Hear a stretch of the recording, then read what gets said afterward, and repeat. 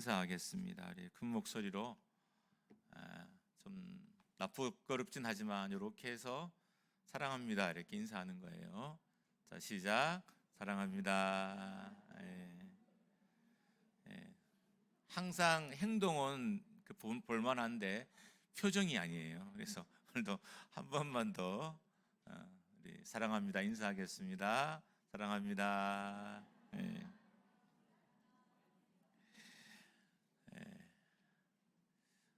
오늘은 제가 원맨쇼를 하다 보니까 에너지가 많이 딸리네요. 그동안 찬양 인도자들이 얼마나 힘들었는지 알게 되는 시간이기도 했습니다. 지난 주간에 여러 명의 이제 패널들이 빅뱅 이론에 대해서 토론하는 것을 들었어요. 근데 이제 제가 과학적인 지식이 충분하지 않으니까 다 이야기하기는 어렵고, 그 패널 중에 한 사람의 이 발표가 제 귀에 이렇게 쏙쏙 들어오는 거예요. 장면으로 봐서는 그 사람이 크리스찬인지 아닌지는 알 수 없는데, 그러니까 내용으로 봐서는 크리스찬이 아닐까라는 이렇게 추측이 됐습니다. 그러니까 그 사람의 주장에 따르면 많은 과학자들이 빅뱅 이론에 대해서 설명하려고 한다는 거예요. 그런데 문제는 빅뱅 이전이 아니라 빅뱅 이후에 일어난 일들을 연구하고, 그 연구는 되게 활발하게 이루어지고 있다는 거예요. 문제는 빅뱅 이전을 연구하거나 또 언급하려는 사람이 별로 없다는 거예요. 빅뱅 이론이 사실 이론이 아니라 이렇게 실제가 되기 위해서는 빅뱅 이전에가 증명이 돼야 돼요. 그래야만 이 빅뱅 이론이 실제가 되고 이게 사회를 움직이는 원리가 될 텐데, 학자들이 빅뱅 이후의 우주의 변화는 열심히 기록하고 발표하고 연구하지만 빅뱅 이전에 대해서는 그렇게 하지 잘 못한다는 것입니다. 무신론을 신봉하는 과학자들이 빅뱅 이전을 잘 설명하지 못하는 것은 하나님을 창조주로, 또 하나님을 우주의 기원이나 근원으로 보지 않기 때문이에요. 그러니까 빅뱅은 설명은 가능하지만 빅뱅 이전의 설명이 불가능한 거예요. 그러니까 하나님을 인정하지 않으면, 창조주를 인정하지 않으면 빅뱅 이전의 우주, 또 빅뱅의 원인을 설명할 수 없다는 거죠. 도대체 이 빅뱅을 누가 디자인했는지 이걸 설명이 안 되는 거예요. 그리고 빅뱅을 가져온 에너지가 도대체 어디에서 온 것인지 알 수가 없다는 거예요. 어떻든 큰 폭발이 있으려면 그만큼의 에너지가 있어야 되는데 그 에너지가 어디서 왔는지를 설명하지 못하는 거예요. 그래서 학자들은 빅뱅 이후에 일어난 우주의 변화들에 대해서는 끊임없이 설명을 하지만 빅뱅 이전을 설명하지를 못해요. 그 이유는 바로 하나님을 창조의 근원으로, 또 우주의 근원으로 보지 않기 때문입니다. 그런데 우리가 읽는 성경 말씀은 정말 명확하게 우주의 근원, 창조의 근원을 하나님으로 지목해요. 이게 너무 명확하니까 사람들이 비과학적으로 사람들의 귀에 들리는 거예요. 여러분, 너무 명확하면 그럴 수도 있고 이럴 수도 있습니다. 결과에 따라서 이렇기도 하고 저렇기도 하면 오히려 좀 신뢰가 있는데, 너무 명확하게 하나님이 우주를 만드셨습니다 라고 이렇게 기록해 놨기 때문에 많은 사람들은 오히려 이 사실에 대해서 사심에도 불구하고 비과학적으로 듣게 되는 것입니다. 말씀은 여러분과 제가 확신하지 못하는 영역을 명확하게 설명하고 있어요. 그러니까 우리가 이해하기도 어렵고 설명하지 못하는 우주에 대한, 세상에 대한 이야기를 말씀은 너무 명확하게 설명해 놨습니다. 그렇기 때문에 하나님은 찬양 받으셔야 하는 존재라는 거예요. 하나님 왜 찬양 받으셔야 되냐? 우리가 이해도 하기도 어렵고 설명하기도 어려운 것들을 너무 명확하게 말씀으로 기록해 놓으셨기 때문에, 그리고 하나님이 그를 향하셨기 때문에 찬양 받으시기에 너무 합당하시다는 것입니다. 인간이 만들 수 없는 것을 만들고 인간의 지식으로는 규명할 수 없는 것을 시작되게 하셨기 때문에 하나님은 찬양을 받으셔야 한다는 거예요. 하나님이 찬양을 받으셔야 되는 것은 인간의 창조와 하나님의 창조는 비교할 수 없기 때문인 거예요. 단적으로 하나님의 창조는 오류가 없는데 인간의 창조에는 문제가 발생해요. 그러니까 인간은 아무리 좋은 것을 만들어도 문제가 생기게 된다는 거예요. 그러니까 인간의 창조에는 치명적인 오류가 담기게 됐습니다. 하나님의 창조는 그렇지 않아요. 그래서 하나님을 찬양할 수밖에 없다는 거예요. 하나님의 창조는 완벽한 반면에 인간의 창조는 항상 오류가 담겨져 있어요. 그 대표적인 게 하나가 AI입니다. 여러분 알다시피 AI 센터를 만들기 위해서는 엄청난 에너지가 필요해요. 여러분 우리 몸도 두뇌가 쓰는 에너지가 어느 정도냐 하면 20%예요. 우리 머리가 조그만하잖아요. 이 조그만 머리가, 여러분 제 이렇게 머리 뼈가 큰 거지 이 두뇌가 뇌가 큰 게 아니에요. 이 머리가 조그만하잖아요. 이 에너지가 쓰는 에너지가 20%예요. 그처럼 인공지능인 AI도 엄청나게 많은 에너지를 써요. 그래서 어쩔 수 없이 소형 원자로를 만들어야 되는 거예요. AI 센터를 움직이려면, 인공지능을 활성화시키려면 소형 원자로를 만들어야 되는 거죠. 그러니까 치명적인 결함이 담긴 거죠. 인류의 발전을 위해서 AI를 개발하고 했는데 이 AI를 운영하기 위해서는 어쩔 수 없이 핵 개발을 더 광범위하게 해야 되는 거예요. 핵 개발 자체가 다 나쁜 건 아니지만 어떻든 관리하거나 하는 게 되게 어렵고 역사상 여러 번의 사건이 있어서 위험한 것 또한 사실이잖아요. 그러니까 인간의 창조에는 이렇듯 치명적인 오류가 그리고 단점과 결함이 담겨요. 반면에 하나님의 창조는 완벽해요. 그러니까 인간의 범죄가 하나님의 창조를 오염시킨 것이지 하나님의 창조에 결함이 있었던 것 아니에요. 인간의 범죄가 하나님의 창조를 파괴한 것이지 하나님의 창조에 결함이 있었던 것은 아닙니다. 창조주 하나님을 찬양하는 일이 왜 중요할까요? 우리 계시록 오늘 읽은 본문에는 하나님을 창조주로 찬양하라라고 하고 있습니다. 우리가 이처럼 하나님을 창조주로 찬양하는 일이 왜 중요할까요? 그것은 하나님을 창조주로 믿고 하나님을 창조주로 찬양해야 우리 삶에 하나님의 창조를 경험할 수 있기 때문인 거예요. 여러분 우리의 삶은 새롭게 만들어질 공간이 되게 많아요. 우리 가정도 완벽한 것 같지만 가정이 완벽하지 않죠. 내 삶 또한 하나님이 고치시고 만져야 될 것이 많아요. 근데 이 고침과 수정하고 새롭게 만들어지는 일들이 언제 일어나느냐? 피조물이 하나님을 하나님으로 찬양하고 예배할 때 일어난다는 거예요. 그래서 우리가 하나님을 찬양하고 하나님을 경배해야 하는 것입니다. 여러분 우리 삶에 있는 많은 오류들, 여러분 제 삶에도 오류가 없겠어요? 이 오류들은 어떻든 좀 필요 없고 때로는 내 삶에 치명적인 것들도 많아요. 이것들을 좀 제거하고 내가 하나님의 사람으로 온전히 서기 위해서는 하나님을 창조주로 인정하고 하나님을 창조주로 찬양하는 일이 필요하다는 거예요. 그때 하나님 우리의 찬양을 받으시고 내 안에 새로운 창조로 역사하시는 거죠. 나의 인격을 새로 만드시고 나의 삶을 수정하고 고치시며 내 생각을 바꾸는 일들이 일어나기 때문인 것입니다. 하나님을 일하게 하는 방법이 하나님을 우리 가정과 또 우리 교회와 우리 공동체의 창조주로 인정하는 것입니다. 하나님만을 유일한 창조주로 예배하고 경배해야 합니다. 2026년도 교회 표어가 나는 예배자입니다. 우리가 예배하는 대상이 하나님인 거죠. 특별히 창조주 하나님을 우리가 예배하는 거죠.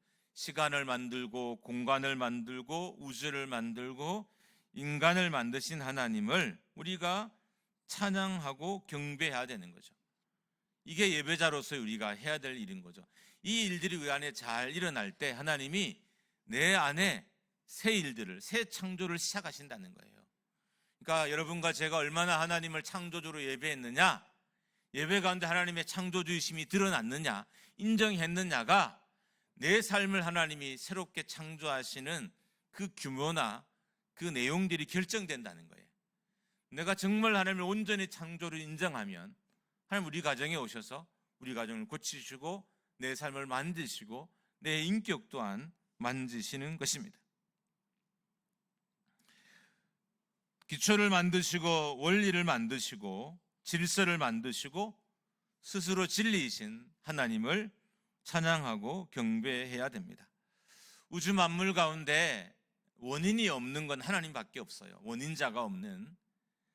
그러니까 모든 건 다 원인이 있어요. 그러니까 스스로 존재하는 분은 하나님 한 분밖에 없어요. 인간도 스스로 존재할 수 없고 자연도 스스로 존재할 수 없어요. 말했던 원인자가 있어야만 존재할 수 있습니다. 근데 인간의 존재의 원인이 하나님인 거죠. 인간의 기초가 하나님인 거고, 그래서 우리가 여러분과 저는 하나님을 찬양하는 일들이 최선이어야 하고 최고여야 된다는 거예요. 실은 우리가 성도들이 신앙생활을 하면서 교회에 와서 성경 공부하고 또 교회를 봉사하고 하지만 이 핵심적인 요소를 빠뜨려 놓는 거예요. 내가 하나님을 창조주를 인정하느냐, 창조주를 예배하고 있느냐, 내가 창조주를 섬기고 있느냐는 이 핵심적인 요소는 빠뜨려 놓고 열심히 봉사하고 열심히 수고하고 열심히 예배하는 거예요. 그리고 우리는 내 안에 새 일들이 일어나기를 바라요. 하나님이 이렇게 열심히 기도하고 열심히 봉사하면 우리 가정을 새롭게 하시겠지, 내 삶을 새롭게 하시겠지, 나에게 새로운 비전을 주시겠지, 이렇게 생각해요. 그 자체가 틀린 건 아니지만 정말 진짜 새 창조의 역사가 일어나기 위해서 해야 될 일은 여러분과 제가 먼저 하나님을 창조주로 인정하고 창조주로 예배해야 하는 것입니다. 하나님께서 말씀으로 천지를 만드셨습니다. 오늘 본문과 창세기 1장의 말씀을 가지고 한 세 가지로 좀 나누고 기도하려고 합니다. 첫 번째로는 하나님께서 말씀으로 인류, 우주, 인간을 만드셨다는 거예요.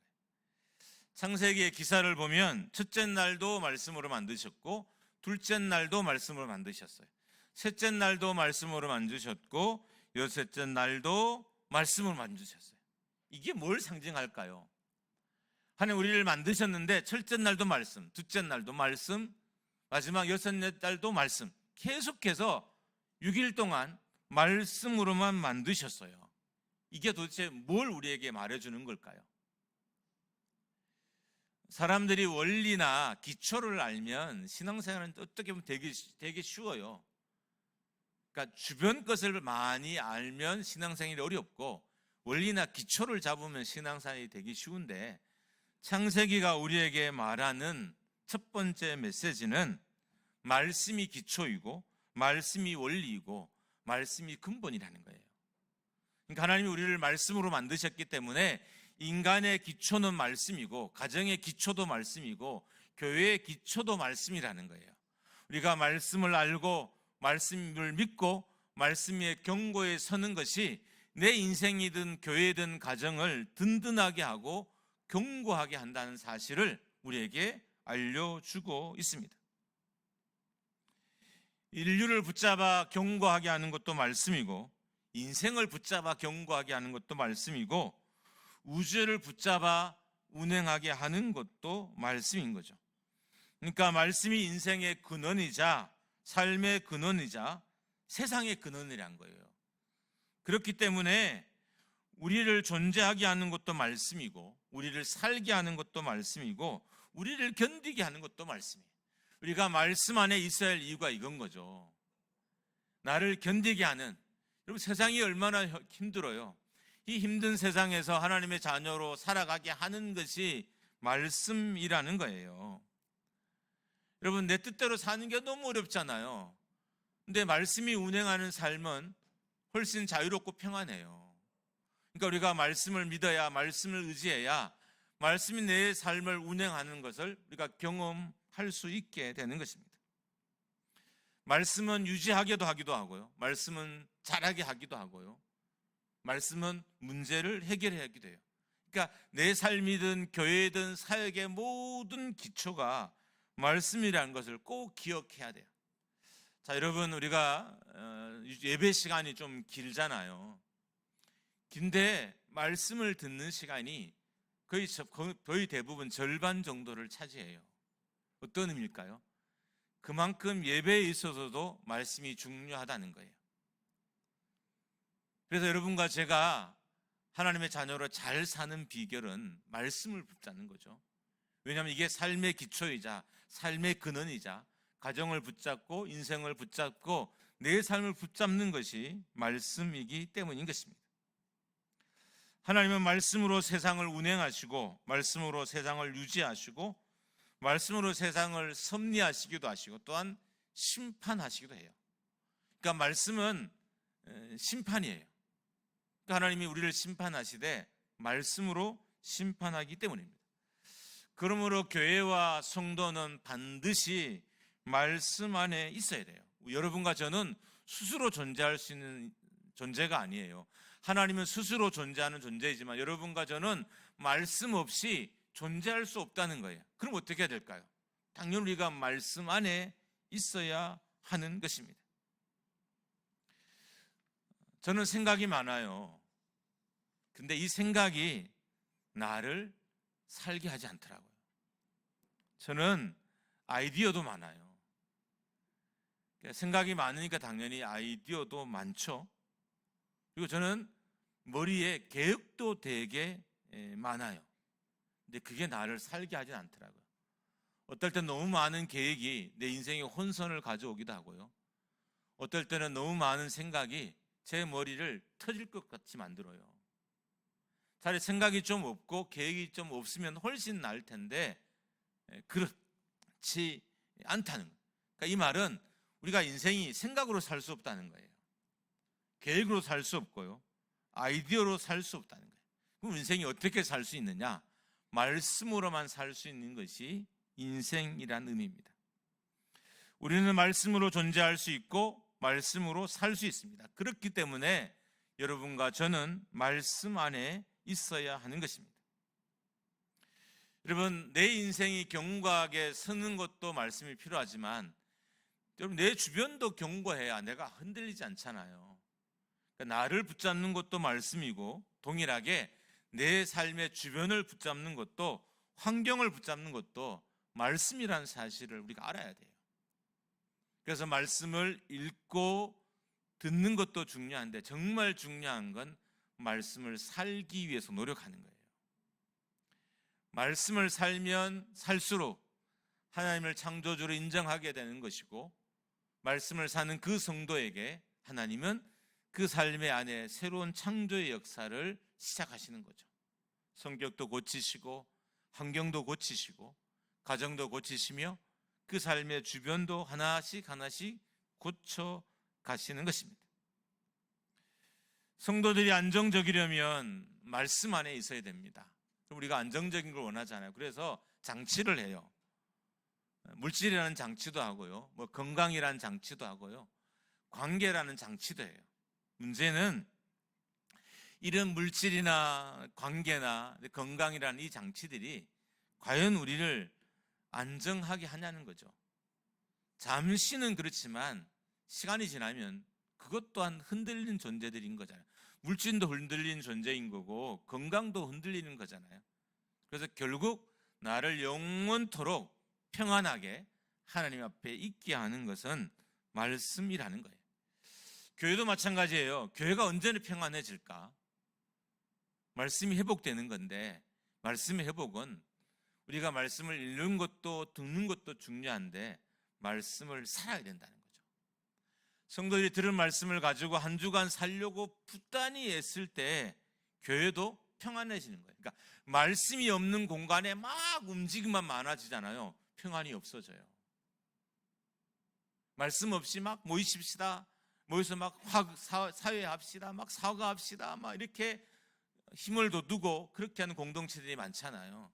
말씀이 없으면 어떤 일이 벌어질까요? 결국 시간이 지나면 평안이 없어져요. 일은 많이 하는데, 움직임은 엄청나게 많은데, 막 소풍을 가고 여행을 가고 그래서 막 사랑하는 것처럼 보여지지만 정작 평안이 어느 순간 사라지게 된다는 것입니다. 말씀 안에 있어야 우리 공동체든 교회든 내 삶이 흔들리지 않게 된다. 말씀이 없으면 세상이 목적대로 못 움직여가요.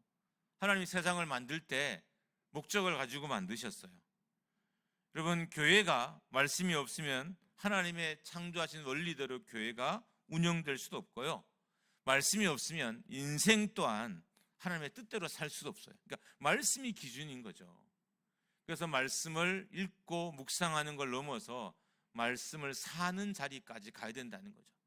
그러니까 말씀 때문에 내 행동이 고쳐지는 게 말씀을 사는 거죠. 말씀을 들었어요. 근데 집에 돌아가서 내 행동이 고쳐져요. 말씀을 들었어요. 직장에 가서 내 행동이 고쳐져요. 말씀을 들었어요. 사람과의 관계에서 내 행동이 고쳐져요. 이게 말씀을 사는 거예요. 사람들은 말씀과 동행하려고 하면 말씀을 자꾸 읽고 묵상하는 선에서 멈추더라고요. 내가 오늘 말씀을 묵상했으니까 내가 말씀과 동행한 거야. 여러분, 진짜 말씀과의 동행은 말씀을 실천하는 자리에 가는 거죠. 여러분과 저는 100% 다 하지 못하지만 어떻든 들은 말씀을 순종하려고 내 삶에 도전하고 노력하는 것이 말씀을 사는 것이라는 것을 꼭 기억해야 됩니다.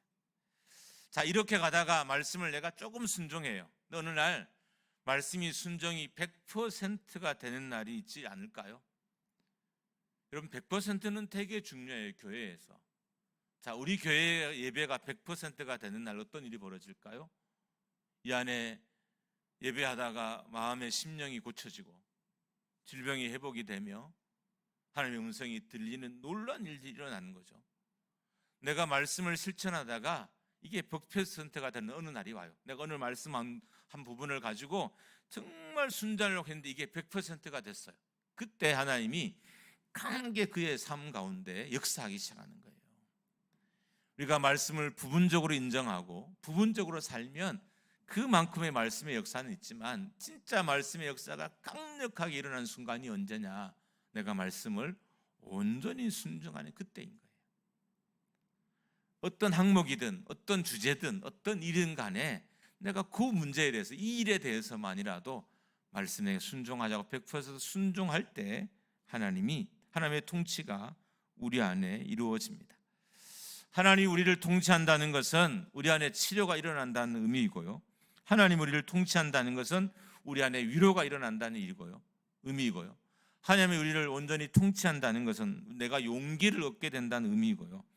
하나님이 나를 온전히 통치한다는 것은 힘을 얻는다는 의미인 거예요. 여러분과 제가 그래서 말씀이 100%인 자리에 매일은 못 가지만 종종 다다를 수 있어야 돼요. 왜요? 그 말씀이 우주를 만든 말씀이잖아요. 우리가 왜 말씀을 따라야 되냐? 이 말씀은 우주를 만든 말씀이에요. 얼마나 힘이 강력하겠어요. 이 말씀은 사람을 만든 말씀이에요. 이 말씀은 우리가 누리는 모든 걸 다 만든 말씀이에요. 여러분, 말씀이 얼마나 강력하겠어요. 그래서 말씀이 100%인 자리에 가려고 부단히 애쓰고 노력해야 되는 겁니다. 두 번째로 우리 창조의 사건을 통해서 깨달을 수 있는 것은 하나님은 우주의 시작이자 기초이고 인간의 근본이며 원리라는 거예요. 이게 어떤 의미냐면 그렇기 때문에 하나님을 알지 못하면 여러분과 저는 절대로 진리에 다다를 수 없다는 거죠. 그러니까 하나님이 없는 진리는 세상에 사람들이 하나님이 없는 진리를 진리로 믿고 있잖아요. 근데 언제나 파괴적이에요. 말씀을 준비하면 이런 생각을 해봤어요. 만약에 진화론이 기준이 아닌, 지금은 세상이 완전 진화론이 기준이죠. 창조론이 세상의 기준이었다면 지금 우리가 사는 세상은 어떻게 됐을까? 그런데 역사적으로 보면 창조론을 절대적으로 신봉할 때가 있었어요. 그때 문제는 뭔지 아세요? 창조론을 100% 신뢰할 때 문제는 뭐였냐 하면 이 사람들이 지식적으로는 창조론을 인정하고 신앙적으로는 창조론을 신봉했지만 창조를 우리의 삶의 기초나 우리의 사회의 기초로 삼지는 않았어요. 그러니까 지식적으로 신앙적으로는 창조론을 인정한 적은 있지만 그것이 내 삶이나 우리 가정이나 우리 사회의 기초가 되게 하지는 않았다는 거예요. 그러므로 지금까지 하나님의 창조를 온전히 인정한 그런 세대는 많지 않았다. 또 그렇게 주장하는 진리를 주장한 때도 있었지만 그는 실제는 아니다. 그렇기 때문에 여러분과 저는 아직 하나님이 내 삶의 기초, 또 우주의 시작, 인간의 근본이라는 사실을 온전히 인정하고 또 그 자리에 간 경험들이 그렇게 많지 않은 거죠. 여러분, 하나님이 세상을 창조하셨다는 것은 하나님이 기준이고 기초이고 근본이고 원리라는 거죠. 그러니까 하나님이 우리 가정의 기초이고 근원이고 원리여야 돼요. 여러분, 하나님을 다른 기초 위에 하나님을 올리잖아요. 이 하나님이 언제든지 흔들려요. 우리 믿음이 왜 흔들린지 아세요? 기초 위에 하나님을 믿는 이 기초 위에, 하나님이라는 기초 위에, 말씀이라는 기초에 내 삶을 올린 게 아니라 그냥 내 삶, 내 생각과 내 노력과 내 수고란 위에 하나님 말씀을 올려놓은 거예요. 그러니까 이 환경이 흔들리면 말씀은 언제든지 틀린 거죠. 말씀의 기초 위에, 하나님이라는 기초 위에, 원리 위에 내가 내 삶을 올려놔야 안 흔들리게 되는 거죠. 여러분, 우리가 흔들리지 않은 삶을 경험하고 싶잖아요. 그러면 하나님을 원리로, 내 삶의 기초로, 내 삶의 이유로, 근본으로 내가 받아들이고 인정해야 한다는 것입니다. 하나님을 의지하지 않으면 우리의 기준이 올바를 수 없습니다. 우리의 기준이 엉망이에요. 여러분, 우리가 대화를 하다 보면 부부 사이에도 그때 달라요. 지난번에 이 말하고 또 이번엔 또 이 말하고 싸우면 또 바뀌고. 그러니까 우리의 기초가 말씀이 아닌 거죠. 우리의 기초가 하나님도 아닌 거예요. 그냥 내 생각이나 내 경험들이 내 삶을 다 붙잡고 있어요. 그래서 우리 삶도 흔들리고 교회도 흔들리고 세상도 점점 더 불안해지는 것입니다. 우리의 기준이 엉망진창이 되는 건 기준이신 진리이신 하나님을 온전히 신뢰하지 않기 때문입니다. 여러분, 지금 세상을 보십시오. 여러분, 기준이 있나요? 없잖아요. 법이 있는데 이 법이 기준이 됐나요? 법이 기준이 되지 않잖아요. 왜 이런 일이 벌어졌을까요? 하나님을 내 삶의 기초나 기준과 원리로 인정하는 일들이 없기 때문이죠. 그래서 기준이 계속 흔들리는 혼란스러운 나라나 공동체나 사회나 가정에서 우리가 살게 되는 것입니다. 하나님을 전적으로 신뢰해야만 하나님을 내 삶의 기준으로 또 기초로 삼을 수 있습니다.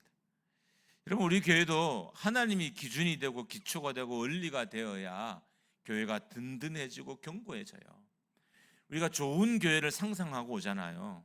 근데 그 교회를 잘 못 만나요. 못 만나는 이유는 그냥 우리는 외형적인 것들만 자꾸 더 자주 모여서 밥을 더 마주 먹고 대화를 더 많이 하고 상처를 더 많이 이야기하면 좋아질 거다라고 생각하지만 실제로는 좋아지지 않아요. 조금 나아지는 정도지 좋아지진 않아요. 왜요? 기초가 변화가 없었기 때문인 거죠. 상처를 이야기하는 내 삶의 기초는 여전히 말씀이 아니에요. 내 삶의 어려움들을 나누는데 그 삶을 나누는 삶의 기초는 여전히 하나님이 아니라는 거예요. 그래서 대화를 나눠도 불안하고요. 그래서 예배를 드려도 불안한 거죠. 근데 언제 온전한 예배가 드려지느냐? 하나님이 내 삶의 기준이 되고 기초되고 원리가 된 상태에서 예배할 때 하나님 우리 예배를 받으시고 흠양하시게 된다는 것입니다. 하나님을 기초로 삼고 하나님을 신뢰함으로 하나님을 예배하면 하나님을 경험하지만 사람을 찬양하면 배신을 경험하게 됩니다. 하나님을 경배해야 우리의 기초도 견고해지고 기초가 견고해진 후 하나님을 경배해야 하나님의 온전한 우리의 찬양을 받게 됩니다. 마지막 세 번째입니다. 창조 사건으로 우리가 깨달을 수 있는 메시지 세 번째인데, 하나님이 인생의 공허와 비어있는 공간을 채우시고 넉넉하게 하시는 분이라는 거예요. 왜 우리가 하나님을 찬양하고 경배해야 되냐면, 내 인생에 비어있는, 내 내면에 비어있는 공간, 내 삶에 비어있는 공간을 오직 하나님만이 넉넉하게 채울 수 있다는 거예요. 여러분, 인생이 돈으로 채워질까요? 다 안 채워져요. 인생이 명예로 채워질까요? 다 안 채워져요. 인생이 건강으로 채워질까요? 다 안 채워져요. 여러분, 열심히 운동하잖아요. 운동한 사람이 더 아픈 거 아시죠? 달리기를 정말 열심히 해서 살이 빠졌는데 무릎이 아파서 못 뛰어요. 축구를 열심히 해서 몸이 건강해진 것 같은데 뼈가 부러져서 운동을 잘 못해요. 여러분, 건강으로는 결코 내 인생을 채울 수 없어요. 여러분, 왜 하나님만으로 내 인생을 채울 수 있냐면, 나를 만드신 이가 누구예요? 하나님이기 때문인 거죠. 그러니까 만드신만이 내 인생의 공간을 채울 수 있는 거예요. 여러분의 삶의 빈 공간, 만드신 하나님만이 채울 수 있어요. 그래서 우리가 하나님만을 경배하고 하나님을 예배하며 하나님을 찬양해야 되는 것입니다. 우리가 공허한 것은 창조주가 아닌 것을 창조주로 믿고 기초가 아닌 것을 기초로 믿고 신뢰하고 경배하고 있기 때문입니다. 우리가 공허한 것은 하나님이 아닌 말씀이 아닌 것으로 채우려고 하고 있기 때문에 공허한 거죠. 여러분, 한번 여러분의 삶에서 하나님을 최고로 높여 보신 적이 있나요? 그때 여러분의 삶에 어떤 변화가 일어나요? 원래 한번 좀 도전해 봤으면 좋겠어요. 최고로 한번 예배를 드려보는 거예요. 그때 내 삶에 어떤 변화가 있는지, 내가 기도를 하나님께 최고로 한번 드려보는 거예요. 그때 내 삶에 어떤 변화가 있는지, 하나님을 섬길 때 최고로 한번 섬겨보는 거예요. 자꾸 최고로 가면 여러분들은 막 시간, 막 돈, 이런 공간에만 집중하잖아요. 아니요, 그렇지 않아요. 오히려 많은 돈을 섬겨도 하나님이 받지 않을 수가 있어요. 그렇기 때문에 최고로 섬긴다는 것을 그렇게 물질로만 다 연관시킬 필요가 없다는 거예요. 우리가 알 것은 하나님을 높이면 하나님은 내 삶의 공간을 채우시고 그리고 내 삶의 변화를 일으켜 주시는 분이신 것입니다. 여러분, 예배의 자리에서 하나님을 찬양하지 말고 직장에서 한번 하나님을 찬양해 보십시오. 저는 과감히 여러분에게 제안하고 싶어요. 분명 하나님께서 놀라운 일들을 여러분에게 행하실 것입니다. 지난주에 말씀을 준비하고 하다가 제가 두 사람과 통화했어요.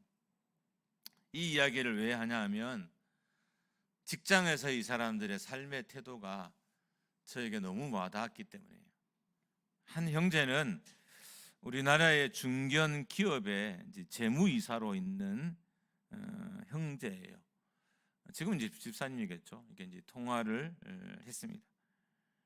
그러니까 기분이 너무 좋았어요. 그러니까 이 친구가 잘 돼 있어서 기분이 좋은 게 아니라, 그 나이 이제 50이 됐거든요. 50이 되고 회사에서 재무이사면 꽤 높은 자리에 있는 거잖아요. 근데 여전히 말씀이 이 형제의 기초더라고요. 저는 그게 너무 기뻤어요. 그러니까 회사 일들을 뭔가 설명하고 자기 가정이나 장래 일들을 뭔가 설명하는데 여전히 말씀이 중심이에요. 하나님의 뜻이 아니니까 하나님이 막으셨겠죠. 하나님의 뜻이면 길을 여실 거예요. 하나님께 온전히 순종하면 하나님이 길을 목사가 해야 될 일들을, 이야기를 자기가 다 하고 있는 거예요. 이제 나이 50이 되고 중견기업에서 그 자리에 오르면 볼 거 다 본 거 아닐까요? 근데도 여전히 말씀이 기준이더라. 저는 그게 너무 행복했어요. 기분이 너무 좋았어요. 두 번째로는 정부 기관에 근무하고 있는 자매랑 좀 통화를 하게 됐어요. 이 자매가 뭐 나라 일들을 내한테 뭐 할 이야기 뭐 있겠어요? 목사님, 저 요즘 같이 일하는 자매들이랑 모여서 큐티해요, 그런 거예요. 진짜 바쁜 정부 기관이거든요. 근데 거기 근무하는 크리스찬 여성들과 모여서 큐티를 한다는 거예요. 저는 이 사실 또한 너무 기뻤어요. 그러니까 정말 치열한 곳이거든요. 잠시라도 한눈 팔을 안 되는 공간인데 그 공간에 시간을 내어서 말씀대로 묵상하고 말씀대로 살려고 노력하는 그 모습에 제가 얼마나 감동이 되었는지 몰라요. 여러분, 이래야 하나님이 내 빈 공간도 채우시고요, 하나님이 내 삶의 기준도 되어주시고요, 하나님이 내 안에 일도 하시는 거예요. 우리는 하나님을 알기는 알아요. 하나님을 예배하기도 해요. 근데 온전히 100%의 하나님이 되게 하진 않은 거죠. 그러려면 여러분의 직장에서도 이런 일이 일어나야 되는 거예요. 여러분의 가정에서도 일어나야 되고 여러분의 삶에서도 일어나야 돼요. 저는 여러분의 목자입니다. 아무도 아멘을, 제가 좀 지쳐 보이죠? 이해하시고 다음부터는 힘을 더 내가지고 어쨌든 찬양도 하고 말씀도 준비하겠습니다. 첫 주라 좀 많이 지치긴 하네, 에너지가. 저는 여러분의 목자입니다. 아니어도 아멘 해주시면 얼마나 감사할까요, 그렇죠? 그래서 저는 여러분이 말씀의 꼴을 먹고 싶은 거예요. 먹는 걸 보고 싶어요. 어릴 때 동물을 키울 때 동물들이 풀을 먹는 모습을 보면 너무 행복해요. 저는 정말 많은 동물을 키웠어요. 토끼도 키우고 뭐 햄스터부터 해서 쥐도 키우고, 안 키워본 게 없을 때로 많이 키워봤는데 이 꼴을 먹는 모습을 먹이를 먹는 모습을 보면 너무 행복해요. 그만 바라보고 있어도. 여러분, 저는 올 한 해 여러분이 가정에서도 직장에서도 그리고 교회에서도 말씀과 함께하고 말씀의 꼴을 먹는 모습을 보고 싶습니다. 그렇게 되기를 주님의 이름으로 축복합니다. 그러니까 말씀을 묵상하는 걸 넘어서 말씀을 살려고 해보십시오. 말씀이 100% 되는 그 순간 하나님 여러분을 치료하시고 만지시고 온전케 하실 거예요. 여러분이 한번 하나님을 온전히 높여보십시오. 우리가 하나님을 향한 경배가 100% 되는 그 순간, 진정한 100%는 없을 거예요. 이 땅에 사는 날 동안. 천국 가면 그렇겠지만 하나님이 그렇게 봐주시겠죠. 야, 남 목사 그 정도는 100점이다 이렇게 해주시겠죠. 우리 하나님이. 그 자리에 여러분과 제가 함께 갔으면 좋겠어요. 하나님 우리 교회를 높이실 거예요. 할렐루야. 하나님 여러분의 가정을 높이실 거예요. 할렐루야. 하나님 여러분의 자녀들을 높이실 것입니다. 주님의 이름으로 축복합니다.